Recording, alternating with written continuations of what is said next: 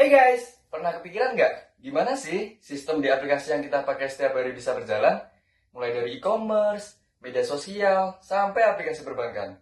Nah, semuanya punya satu hal yang sama, yaitu arsitektur sistem informasi. Nah, oke. Di video ini, kita bakal bahas apa itu arsitektur sistem informasi dan 5 komponen pentingnya. Terus, langsung kita mulai. Yang pertama adalah mengenali arsitektur sistem informasi. Pengertian dari arsitektur sistem informasi adalah cara kerja menentukan struktur, tampilan, ini juga perilaku dari sistem informasi dalam sebuah organisasi. Jadi, arsitektur sistem informasi ini semacam blueprint atau rancangan bagaimana sistem ini bekerja dalam suatu organisasi.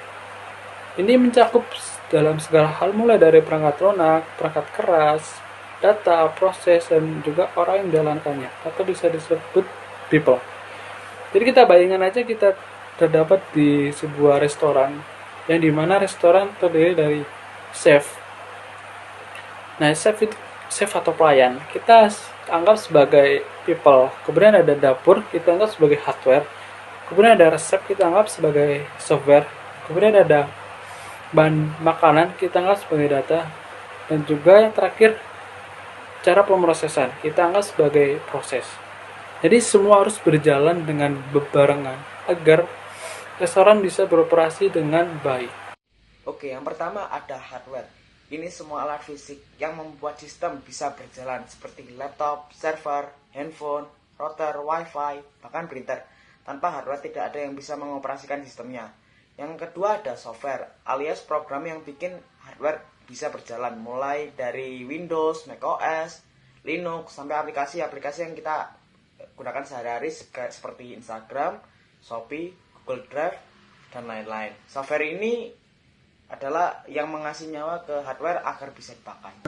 Nah, kalau software itu nyawa, data ini seperti makanannya guys.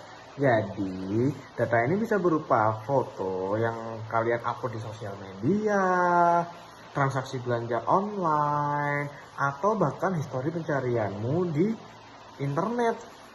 Semua data ini disimpan dalam database dan dipakai buat berbagai kebutuhan analisis. Selanjutnya, ada proses atau prosedur.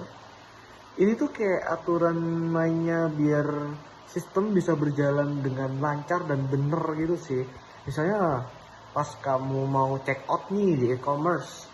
Nah, ada sistem yang ngecek stok, ada sistem yang ngelakuin proses pembayaran. Jadi kalian kalau udah menarik itu barang mau dibeli, kalian klik beli, nah dia bakal ngecekin stoknya dulu, abis itu langsung dilanjutkan ke proses pembayaran dan ngasih infonya ke penjual.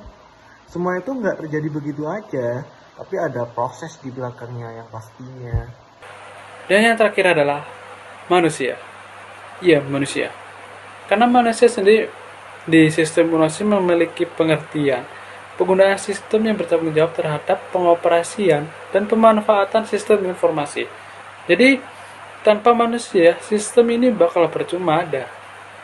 Dan meskipun sistem informasi sangat canggih, secanggih apapun itu, jika manusia tidak bisa mengerti cara pakainya, sama aja bohong seperti itu.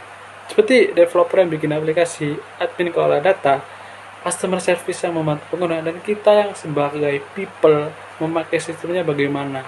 Nah, seperti itu. Jika kita sebagai manusia tidak tahu cara menggunakannya, meskipun secanggih apapun itu, sistemnya sama saja. Itu tidak akan membantu banyak dalam hidup kita. Jadi kita harus mengerti bagaimana sistem itu bekerja dan kita harus memanfaatkan